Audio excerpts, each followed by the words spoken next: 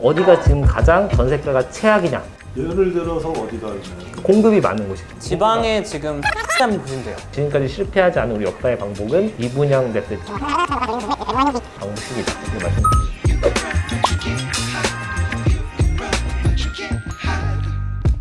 네, 한 2주 만에 뵌 것 같아요. 네, 맞습니다. 안녕하세요. 네, 안녕하세요. 여러분들 잘 보내셨고요. 네, 잘 보냈습니다. 새해 복 많이 받았어요.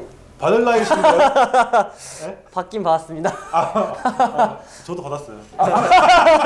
받으실 나이가 아니신가? 하시더라고요. 여기 오다 보니까 네. 그 터널이 많다고 생각했는데 이게 뭔지 잘 모르겠어요. 요게 그 판교역 사이하고 이제 야탐역 북쪽으로 이제 그 거리 중간에 공중공원이 하나 생겨요. 그 지하에는 GTX-A가 뚫리고 그 위에는 이제 임해역하고 판교역을 조금 더 이제 분당에 사는 사람들이 판교를 걸어서 접근이 좀 편하게끔 만들고 있는 작업을 하고 있어요. 그래서 그 임해역에 있는 아파트가 좀 많이 올랐어요. 그 덕에.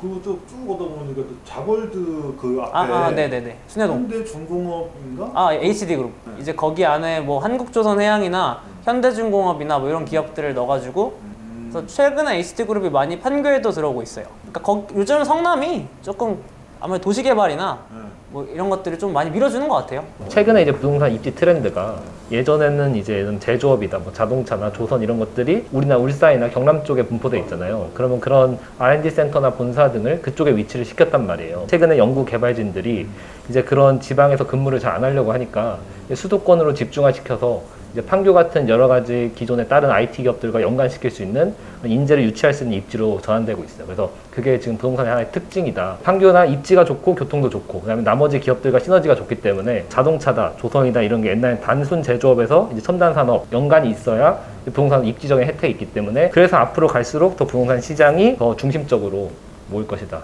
그러면 그런 게 더 있는 거예요 지금 그쵸. 성남이나 판교 쪽에? 네.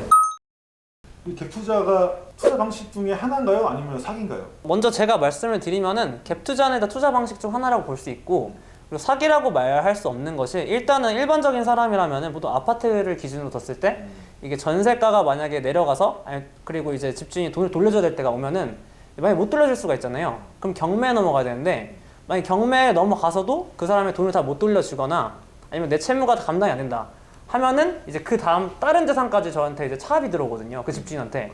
그럼 인생이 말 그대로 이제 파산을 하는 거예요.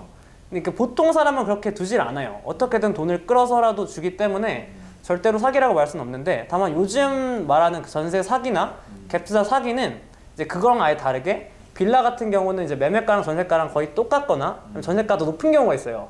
그런 경우는 그냥 예를 들어 사기꾼들은 그냥 집주인이라고는 이렇게 명의를 하나 만들어가지고 소득이 하나도 없고 이미 신용 상태가 안 좋은 사람한테 넘긴 다음에 파산을 시켜버리는 거예요. 또 그냥 그런 거는 사기인데 일반적인 경우는 사기가 아니니까 투자의 한 종류라고 보시면 돼요. 그러니까 이제 간단하게 정리를 하자면 갭 투자라고 우리가 부정적으로 생각하는 것을 일명 사기라고 하는 것, 집주인이 전세를 안 돌려주는 거는 대다수의 99%의 경우는 그런 경우가 없고 왜냐면 무한 책임을 져야 되기 때문에 전세가에 대해서 우리나라 법적으로 대부분은 이제 그 명의를 신용불량자한테 넘기는 거죠. 이런 경우에 갭 투자는 사기인데 일반적인 아파트는 예를 들면 매매가 10억이고 전세가 5억이다.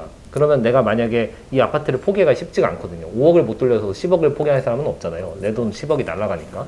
그렇기 때문에 일반적인 아파트나 일반적인 주택의 경우에는 이런 경우가 거의 없는데 신축 빌라나 이제 매매가랑 전세가 너무 비싼 빌라 같은 경우에는 명의가 넘어가면 만약에 내가 계약했던 주인이 아닌 다른 주인으로 넘어가는데 그 사람이 신용불량자거나 신용에 문제가 있는 사람이다. 이런 것들은 사기죠.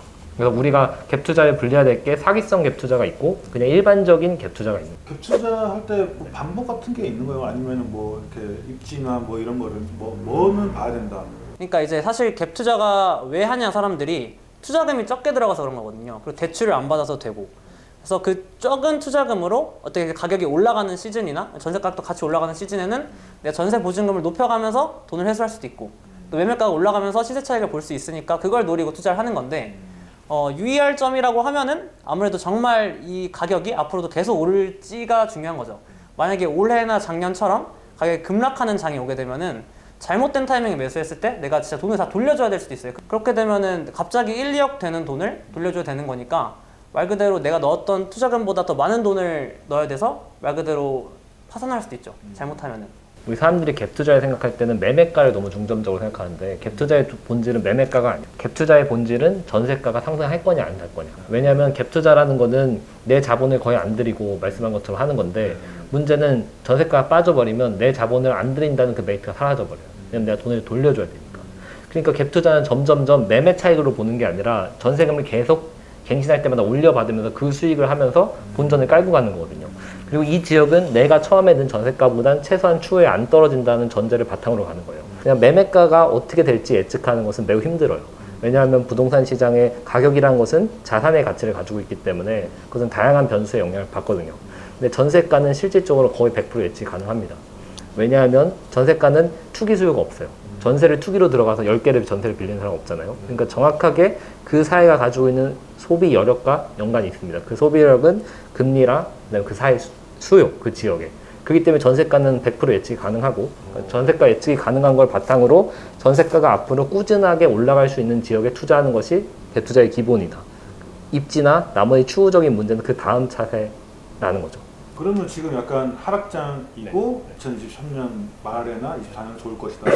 저번 거에서 말씀해 주셨는데 그러면 전세가도 그렇게 이렇게 올라갈 그 여지가 있는 건가요? 전세가가 올라갈 여지가 있다고 생각하니까 상승장이 올 거라고 얘기를 하는 겁니다. 왜냐하면 전세가 말씀드린 것처럼 전세가는 거의 예측이 된다고 했죠. 근데 그게 수요인데 수요 중에 가장 큰 게 기본적인 게 일자리나 그 지역에 거주하는 수요가 있고 그 다음에 전세 금액을 얼마나 할지에 대해서는 얼마나 대출을 받을 수 있냐. 전세 대출. 이게 중요하거든요.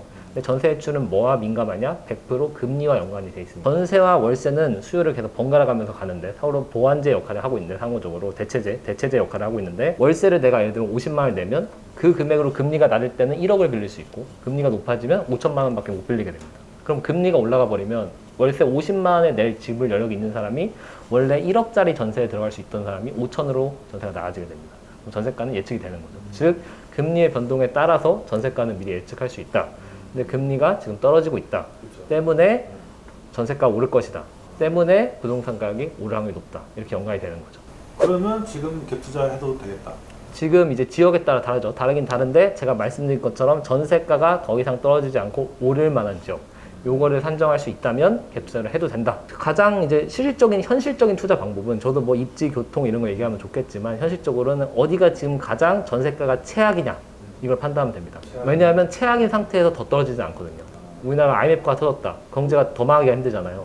마찬가지로 그 지역의 전세가가 너무나 많이 박살나서 더 이상 하방으로 떨어지기 힘들다. 이런 지역에 갭 투자를 하는 겁니다. 예를 들어서 어디가 있나요? 공급이 많은 곳이죠. 지방에 지금 세종시 한번 보시면 돼요. 네. 제가 한번 봤는데 세종시가 전세가가 조금씩 올라가고 있고 매매가도 이제 거의 하락이 멈췄기 때문에 그런데 한번 눈여겨보시는 것도 나쁘진 않아요. 투자를 하시라는 건 아니고요. 예시로. 세종시 같이 공급이 한참 많았어서 신도시를 만들면서 근데 그만한 수요가 안 채워졌기 때문에 매매가 대비 전세가가 많이 낮았죠. 이때는 갭 투자를 하는 게 아닌데 지금 이제 매매가가 많이 조정되면서 더 이상 전세가가 떨어지지 않을 것 같은 상황에 도달했거든요. 이제 이렇게 되면 세종시 같은 거는 장기적으로 갭 투자를 하면 지금은 돈이 많이 들어갈 거예요. 근데 장기적으로 전세가가 오르니까 매년 돌려받겠죠. 전세가 올라가는 폭을. 그래서 나는 돈이 계속 생기면서 갭 투자를 할 수 있는 거죠. 그 좀 주의해야 될 점이 있으면 좀 설명해 주세요. 갭 투자할 때 주의해야 될 점. 일단은 무조건 내가 잘못됐을 때를 가정해야 돼요. 예를 들어 아까 말씀드린 대로 작년처럼 갑자기 가격이 급락했으면 내가 어떻게 할 거냐. 최악의 상황에는 내가 실거주를 할 각오까지 하고 투자를 해야 되거든요. 그게 아니라고 하면은 내가 좀 돈을 마련할 방법이 있다거나.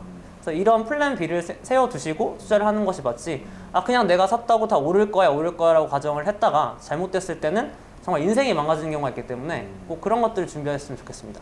근데 수원이랑 성남은 공급이 많다고 그때 말씀하셨죠. 이제 성남이나 수원이나 뭐 안양 이런 데는 서울 수도권이 다 같이 묶여 있거든요. 어느 정도. 인천까지도 영향을 받는데 그런 기준으로 봤을 때 서울의 입주 물량이 상대적으로 너무 적어요. 그래서 성남 같은 경우는 서울에 있는 실수요가 올 수도 있고 그리고 좀 넓게는 이제 동쪽에 있는 경기도 광주시가 있잖아요. 그쪽에 거주하셨던 신도시의 이제 태전 신도시나 경기 광주역 앞에 있는 뭐 신축 아파트에 거주하셨던 분들이 전세가 매매가가 지금 성남이랑 비슷한 수준이거든요. 그래서 충분히 넘어올 확률도 높아서 성남시는 그래서 저희는 괜찮게 보고 있는 겁니다.